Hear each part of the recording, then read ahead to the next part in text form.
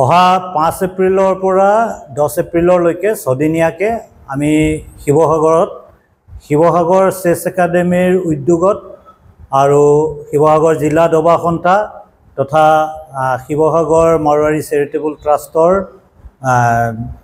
তেওঁলোকৰ সহযোগত আমি দ্বিতীয়বাৰৰ বাবে এখন ৰেটিং টুৰ্নামেণ্ট পাতিবলৈ লৈছোঁ চেছৰ। এই টুৰ্নামেণ্টখন আমি আশা কৰিছোঁ অসমৰ তথা অসমৰ বাহিৰৰ প্ৰায় 300 মান খেলুৱৈয়ে যোগদান কৰিব। ইতিমধ্যে প্ৰস্তুতি আমাৰ সম্পূৰ্ণ হৈছে। বহুকেইজন খেলুৱৈয়ে ইতিমধ্যে আমাক যোগদান নিশ্চিত কৰিছে। ৱেষ্ট বেংগলৰো 5-6 জন খেলুৱৈয়ে এতিয়ালৈকে আমাৰ লগত যোগাযোগ কৰিছে। তেওঁলোকে জইন কৰাৰ সন্মতি প্ৰকাশ কৰিছে।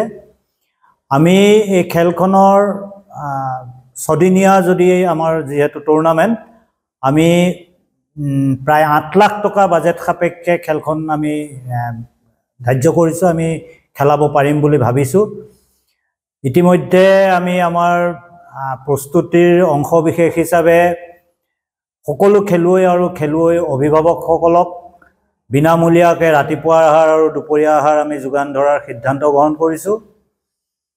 প্ৰায় 3 লাখ টকা প্ৰাইজ মানি, 3 লাখ টকা প্ৰাইজ মানি হোৱা হেতু ধৰক আমি জইনিং ফিজ হিচাপে প্ৰায় 2500 টকা প্ৰতিজন প্লেয়াৰৰ পৰা আমি জইনিং ফিজ নিৰ্ধাৰণ কৰিছোঁ।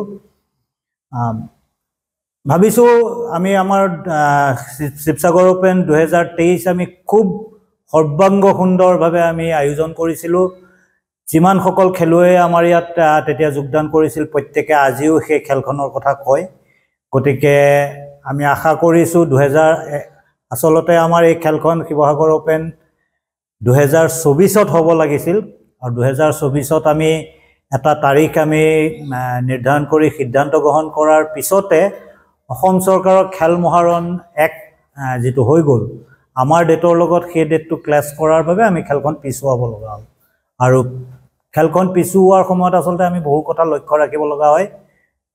স্কুল খোলা নে বন্ধ, স্কুলৰ ল'ৰা ছোৱালীৰ পৰীক্ষা, এনেকুৱাবোৰ সকলোবোৰ দিশ চাই আমি এই এপ্ৰিল মাহৰ 5 তাৰিখৰ পৰা 10 তাৰিখলৈকে আমি খেলখন অনুষ্ঠিত কৰিম। যিকোনো খবৰৰ বাবে যোগাযোগ কৰক 7099017330 লগতে 7099017110 নম্বৰত।